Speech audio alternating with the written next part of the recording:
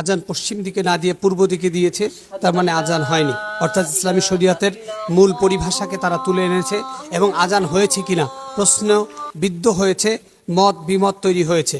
কিন্তু আমরা ইসলামী শরিয়াতের ভিত্তিতে স্পষ্টভাবে জানিয়ে দিতে চাই যে মুয়াজ্জিন সাহেব এই থমথমে পানি বন্যা কবলিত এলাকায় যখন মসজিদ পানির নিচে চলে গিয়েছেন, তিনি আজান দিয়েছেন।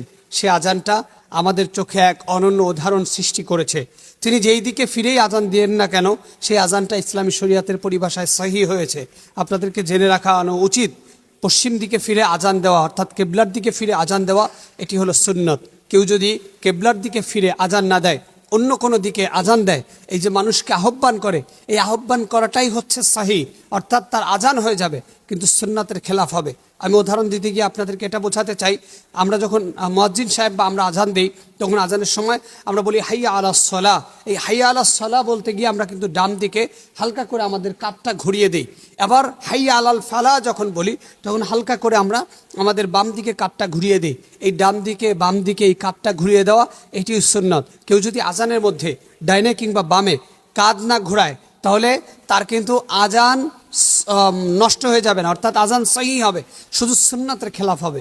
ঠিক তেমনি করে যেই মুয়াজ্জিন সাহেব কেবলা পরিবর্তন করে অর্থাৎ পশ্চিম দিকে না দিয়ে পূর্ব দিকে আজান দিয়েছেন, পূর্ব দিকে ফিরে, তার আজান কিন্তু সহি হয়েছে, কিন্তু আজান কেবলা দিকে না দেওয়ার কারণে সুন্নতের খেলাফ হয়েছে।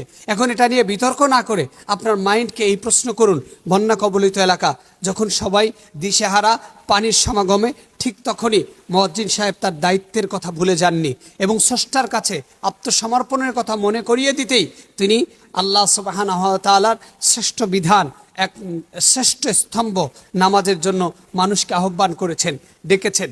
এটাই হচ্ছে জাতির জন্য এক শ্রেষ্ঠ উদাহরণ।